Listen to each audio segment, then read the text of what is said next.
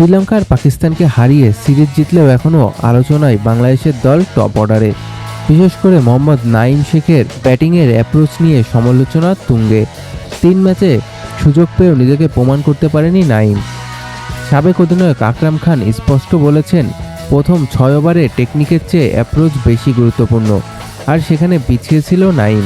তিনি আরও বলেন, নাঈম ভালো খেলোয়াড়, ঘরের ক্রিকেটে ভালো খেলেছেন, কিন্তু অ্যাপ্রোচ না বদলালে আন্তর্জাতিক ক্রিকেটে সফলতা কঠিন। অন্যদিকে সৌম্য সরকার ছিলেন না 2 সিরিজে, তবে গ্লোবাল সুপার লিগ খেলেছেন রংপুর রাইডার্সের হয়ে। আকরামের ভাষায়, সৌম্য যেদিন খেলে সেদিন দলের চেহারাই বদলে যায়। 9 সেপ্টেম্বর থেকে সংযুক্ত আরব আমিরাতে শুরু হতে যাচ্ছে এশিয়া কাপ। এই টুর্নামেন্টে ভালো করার লক্ষ্যে বাংলাদেশের দলে আনা হচ্ছে বিশেষ চমক। পাওয়ার হিটিং কোচ জুলিয়ান উড।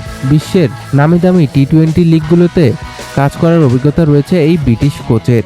আইপিএলে তিনি নিয়মিত কাজ করেছেন, এবার সেই অভিজ্ঞতা কাজে লাগাতে চাইছে বিসিবি। এশিয়া কাপের আগে তাকে দায়িত্ব দিয়েছে বাংলাদেশ ক্রিকেট বোর্ড। লক্ষ্য একটাই, দলের ব্যাটিং শক্তি বাড়ানো। বাংলাদেশ জাতীয় দলের পেসার তাসকিন আহমেদের নামে মারধরের অভিযোগ উঠেছে।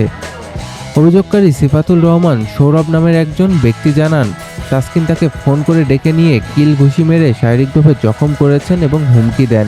এই ঘটনায় গতকাল রোববার রাতে রাজধানী মিরপুরে ঘটনার পর মিরপুর মডেল থানায় একটি সাধারণ ডায়েরি জিডি করেন তিনি। অভিযোগ আর উল্লেখ করা হয় অভিযুক্ত তাসকিন আহমেদ ও তার ব্যক্তিগত বন্ধু। তবে বিষয়টি নিয়ে তাসকিনের বক্তব্য এখনও পাওয়া যায়নি। তার ফোন বন্ধ পাওয়া গেছে। উল্লেখ্য, পাকিস্তানের বিপক্ষে শেষ টি-20 ম্যাচ খেলে বর্তমানে ছুটিতে রয়েছে এই পেসার।